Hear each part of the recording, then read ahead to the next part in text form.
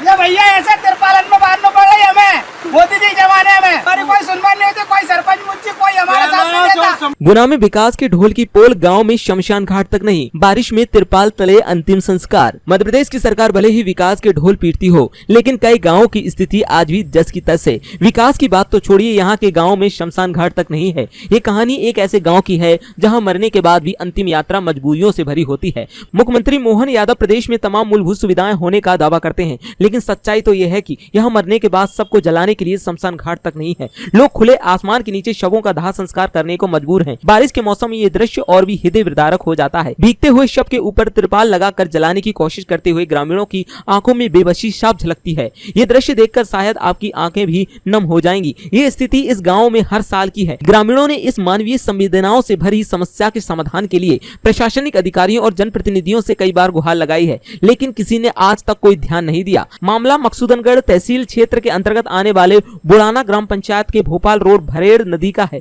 जहां धर्मेंद्र भील की पत्नी सीमा भील उम्र 20 वर्ष की डिलीवरी के 8 दिन बाद मौत हो गई थी, जिसका अंतिम संस्कार करने के लिए जैसे ही परिजन, रिश्तेदार और आस पड़ोस के लोग खुले आसमान के नीचे जिस जगह पर अंतिम संस्कार किया जाता है उस जगह पर लेकर पहुंचे तो वहां बारिश होने लगी। आलम ये रहा कि मृतक का अंतिम संस्कार करने में लोगों को काफी परेशानी का सामना करना पड़ा और तिरपाल के सहारे मृतक का अंतिम संस्कार किया गया, जबकि पूर्व में भी ऐसे मामले इस जगह से सामने आ चुके हैं। पर अब तक शासन प्रशासन के अधिकारियों द्वारा मुक्तिधाम के चबूतरे टीन सेट की कोई व्यवस्था नहीं की गई। आलम यह है कि आज भी खुले आसमान के नीचे लोगों को अंतिम संस्कार करना पड़ रहा है। अब देखना यह होगा कि यहाँ पर ग्रामीणों की ये समस्या दूर होती है या नहीं। यह समस्या जस की तस बनी रहेगी।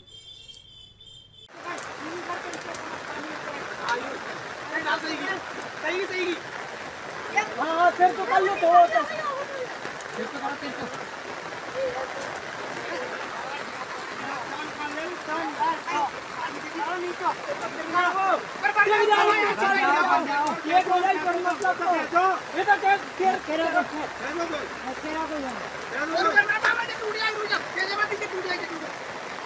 एक और दूसरी बांधो पानी वीडियो बना करना भूल जा।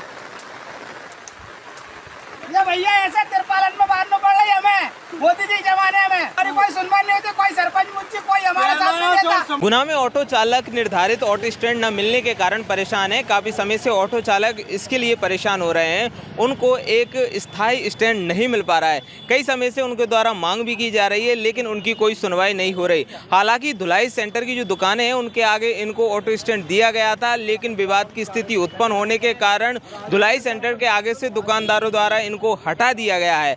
अब इन्होंने निर्धारित ऑटो स्टैंड की मांग की है। इसको लेकर सीएमओ को इनके द्वारा आवेदन दिया जा रहा है। अब देखना ये होगा कि इस मामले में क्या कुछ इनको कार्रवाई होती है, इनको स्टैंड मिल पाता है या नहीं, या फिर आगे ये क्या कुछ कदम उठाएंगे। जस्तम चौराहे पर ऑटो चालकों ने ऑटो स्टैंड की मांग करते हुए सीएमओ के पास पहुंचकर आवेदन प्रस्तुत किया। ऑटो चालकों ने बताया कि वे नगर पालिका से स्थायी ऑटो स्टैंड की मांग कर रहे हैं। पहले जस्तम चौराहे पर ही ऑटो स्टैंड था, जिसे हटा दिया गया। उसके बाद धुलाई सेंटर की दुकान के बाहर स्टैंड दिया गया, जहाँ से दुकानदारों ने हटा दिया है। ऐसी स्थिति में अब उन्हें बहुत परेशानी हो रही है और वे अपना रोजगार नहीं कर पा रहे हैं, जिससे उनके परिवार पर आर्थिक संकट आ गया है।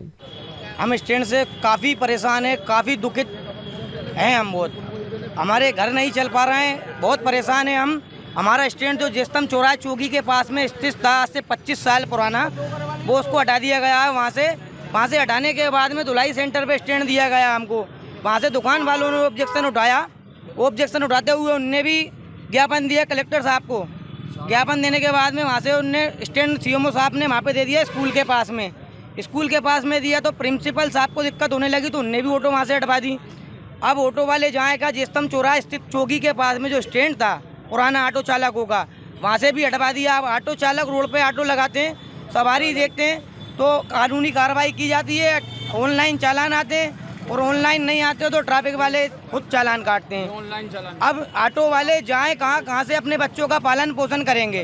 रोड पे लगती है तो चालानी कार्रवाई होती है। चालान कितने का बनाया जाता है? 500 रुपये का बनाया जाता है, कभी ज़्यादा हो जाता है। कागज चेक होते हैं। अब ऑटो वाले कमाएंगे नहीं तो कागज कहाँ से कंप्लीट करवाएंगे। 8-8 दिन थाने के अंदर ऑटो खड़ी रहती है। 8-8 दिन थाने के अंदर ऑटो खड़ी रहेंगी। 3000 का 2000 का ऐसे चालानी कार्रवाई, कभी तो कोर्ट भी पहुँच गई है। आज से 1 साल पहले 18-18 हज़ार रुपये के चालान उनके कोर्ट से किए गए हैं। ठीक है, तो हम ये चाहते हैं कि ऑटो चालक सभी परेशान हैं। 200-300 रुपये कमा के लेके जाते हैं, उसी में डीजल निकालना है, उसी में घर चलाना है। ऑटो स्टैंड जयस्तंभ चौराहे पर ही चाहिए। बस हम यही ऑटो चालक भाई सब ये चाहते हैं, जयस्तंभ चौराहे पे हमारा स्टैंड था, वहीं पर ही हमें मिलना चाहिए। और जो शिमला वाले हैं, शिमला वालों को भी अब ट्रैफिक वाले पीछे पड़ते हैं।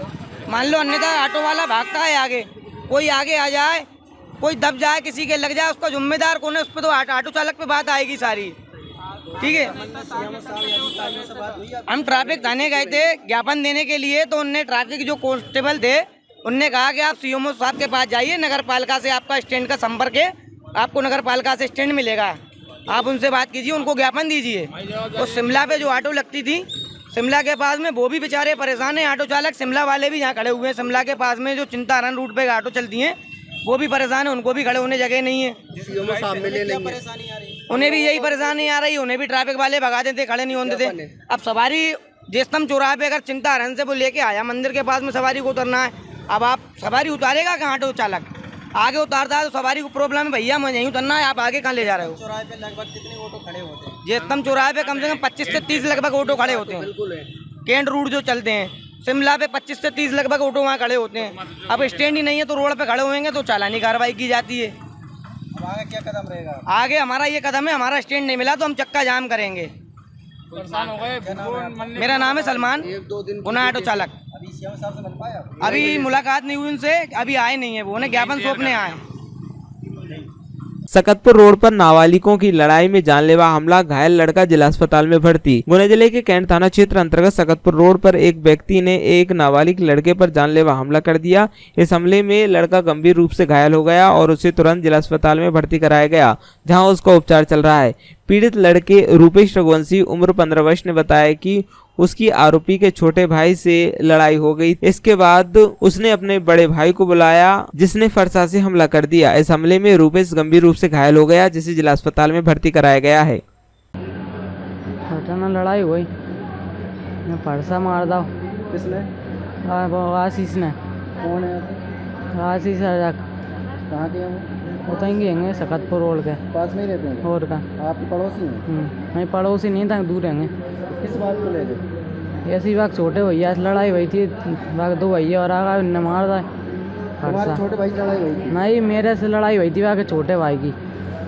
बाग बड़े भाई को बोला ला, इनने मार दा फरसा। अच्छा, और का फरसा किसने मारा? बाग बड़े भैया ने। लड़ाई कौन से हुई थी? छोटे से। छोटा कौन है? वो है वो आर्यन। हैं? आर्यन छोटा भाई उसके छोटा भाई है? वो, हाँ। विवाद किस बात को विवाद बात किया थी? सुनी हती ऐसे ही रोज करो गाली वक़्त तो हमारी ऐसी चेटा चाटी हुई। वह भैया ने बोला लावान फरसा मार दो। कब की घटना है? कल की आई 7 बजे की शाम की। अच्छा, और का के साथ नहीं पढ़ते होगे? तो नहीं, क्या करते होगे? कुछ नहीं करें। अच्छा, डर क्या हुआ? कुछ नहीं हुआ, छोड़ा ही नहीं रहे थे। आपने? हाँ, कहाँ पे? ये तहीं आए थी पुलिस वाले। पूरा नाम क्या तुम्हारा? रूपेश रघुवंशी। उम्र क्या है? उम्र 15। निवासी? मासी मतलब कहाँ के रहने वाले हो? सकतपुर रोड। सकतपुर रोड में। गुना में 5 जुलाई को केंद्रीय दूरसंचार मंत्री ज्योतिरादित्य सिंधिया रहेंगे भ्रमण पर। केंद्रीय मंत्री श्री सिंधिया बमोरी विधानसभा में मतदाता अभिनंदन सभा में होंगे सम्मिलित। भारत सरकार में केंद्रीय दूरसंचार मंत्री ज्योतिरादित्य सिंधिया का कल गुना लोकसभा क्षेत्र में भ्रमण रहेगा। भाजपा जिला मीडिया प्रभारी विकास जैन नकराली ने बताया कि केंद्रीय दूरसंचार मंत्री ज्योतिरादित्य सिंधिया का गुरुवार को देर रात्रि 10 बजे गुना आगमन हो रहा है। उनके आगमन पर स्थानीय सर्किट हाउस गुना में भाजपा कार्यकर्ताओं से मुलाकात कर रात्रि विश्राम गुना में करेंगे और 5 जुलाई को केंद्रीय मंत्री श्री सिंधिया 9:30 बजे सर्किट हाउस गुना में आमजन से जनसंपर्क करेंगे। तत्पश्चात श्री सिंधिया सुबह 10 बजे बमोरी के लिए प्रस्थान करेंगे और उनकी बमोरी विधानसभा से ऐतिहासिक जीत पर वे मतदाता अभिनंदन सभा कार्यक्रम में सम्मिलित होकर बमोरी क्षेत्र की जनता का आभार जताएंगे। तत्पश्चात वे दोपहर 1:30 बजे शिवपुरी जिले के कोलारस के लिए प्रस्थान कर वहां मतदाता अभिनंदन सभा में सहभागिता कर ग्वालियर होते हुए दिल्ली में प्रस्थान करेंगे। सकतपुर रोड पर खराब रोड होने की वजह से ईंटों से भरी ट्रॉली पलटी, टला बड़ा हादसा। गुना जिले के कैंट थाना क्षेत्र अंतर्गत सकतपुर रोड पर रोड की हालत बड़ी खराब है। मुश्किल से ही लोगों का निकलना हो पाता है। ऐसे में रोड से निकलने वाले वाहन दुर्घटनाग्रस्त हो जाते हैं। वहीं रोड से निकल रहे ट्रैक्टर में लगी ईंटों से भरी ट्राली अचानक पलट गई, जिससे बड़ा हादसा होते होते टल गया। कई बार रोड निर्माण के लिए मांग की जा चुकी है, लेकिन कोई जिम्मेदार यहाँ ध्यान नहीं देता, जिसकी वजह से लोग परेशान होते हैं और इस तरह की दुर्घटनाएं सामने आती हैं। गणेश कॉलोनी चांसावाली रोड पर पत्नी, साली और सास ने व्यक्ति से की मारपीट, थाने में कराई गई शिकायत दर्ज। गणेश कॉलोनी चांसावाली रोड निवासी मुन्ना शर्मा ने सिटी कोतवाली में शिकायत दर्ज कराई है। मुन्ना शर्मा ने अपनी शिकायत में बताया कि वह अपने मकान पर गया था, जो उसने अपनी पत्नी के नाम पर कर दिया था। पानी भरते समय उसकी पत्नी सरलेश शर्मा, साली अंसुया शर्मा, पूजा शर्मा और सास शकुन शर्मा अचानक पीछे से आ गयी और पुरानी रंजिश को लेकर उसे गंदी गंदी गालियां देने लगी और कहने लगी कि ये मकान उनका है। मुन्ना शर्मा ने जब गालियां देने से मना किया तो चारों महिलाओं ने मिलकर उसकी लात घूंसों से पिटाई शुरू कर दी। इस बीच उसकी पत्नी सरलेश ने हाथ में पत्थर लेकर उसके सिर पर मारा, जिससे उसे चोटें आई हैं और खून बहने लगा। घटना के दौरान सत्येंद्र प्रजापति और मीना कुशवाहा मौके पर मौजूद थे, जिन्होंने बीच बचाव किया। आरोपियों ने जाते जाते धमकी दी है कि अगर मुन्ना शर्मा दोबारा मकान पर आया तो उसे जान से मार देंगी। घायल मुन्ना शर्मा ने थाने में पहुंचकर इस घटना की रिपोर्ट दर्ज कराई है और उचित कार्रवाई की मांग की है। पुलिस ने मामले की जांच शुरू कर दी है।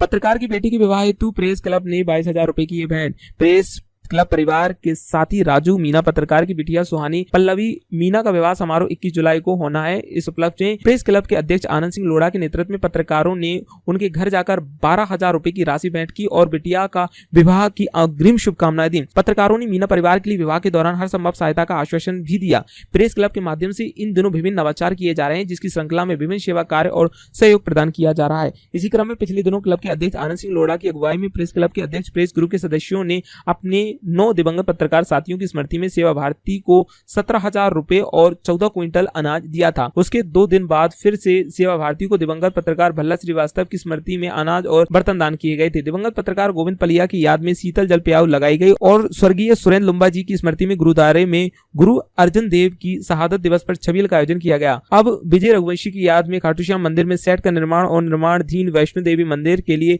21,000 की घोषणा की गई है और अब इसी क्रम में आगे बढ़ते हुए पत्रकार की बिटिया के विवाह के लिए एक छोटी सी नगद राशि भेंट की गई। पेंशनर पार्क में नवगिरह आधारित पौधे लगाएगा प्रेस क्लब, बोले श्री आनंद लोढ़ा। पेंशनर संघ के आमंत्रण पर पेंशनर पार्क का अवलोकन करने पहुंचे प्रेस क्लब के अध्यक्ष ने की घोषणा। प्रेस क्लब के अध्यक्ष आनंद सिंह लोढ़ा आज पेंशनर संघ के आमंत्रण पर पुरानी कलेक्टर परिसर स्थित पेंशनर पार्क पहुंचे, जहां उन्होंने पार्क का अवलोकन किया और पर्यावरण संरक्षण के लिए किए गए प्रयासों की सराहना की। इसके अलावा उन्होंने आने वाले दिनों में प्रेस क्लब की ओर से पार्क में नवगिरह आधारित पौधों के रोपण की बात कही। पेंशनर एवं सेवानिवृत्त कर्मचारी संघ के अध्यक्ष घनश्याम श्रीवास्तव ने बताया कि दैनिक हरिभूमि एवं मणिधारी टाइम्स के प्रमुख एवं प्रेस क्लब के अध्यक्ष आनंद सिंह लोढ़ा पेंशनर पार्क का अवलोकन करने अपनी टीम के साथ दोपहर 3 से 4 बजे के बीच में पेंशनर पार्क में आए और पेंशनर पार्क का अवलोकन किया। सहभागिता करने के लिए अधिक से अधिक पेंशनर साथी उपस्थित हुए। उन्होंने बताया कि पेंशनर पार्क से पेंशनरों ने भी अपनी अलग पहचान बनाई, जिसे एक नजीर के रूप में देखा जा रहा है। बता दें कि प्रेस क्लब द्वारा इन दिनों नित नवाचार किए जा रहे हैं, जिसमें सेवा कार्यों के अलावा सामाजिक और धार्मिक संस्थाओं को आर्थिक सहयोग और पत्रकारों और परिवारों के लिए अवसर पर खुशी अथवा गम में शरीक होकर सहायता प्रदान की जा रही। नवाचार की श्रृंखला को आगे बढ़ाते हुए प्रकृति संरक्षण की दिशा में प्रेस क्लब का ये अगला कदम होगा।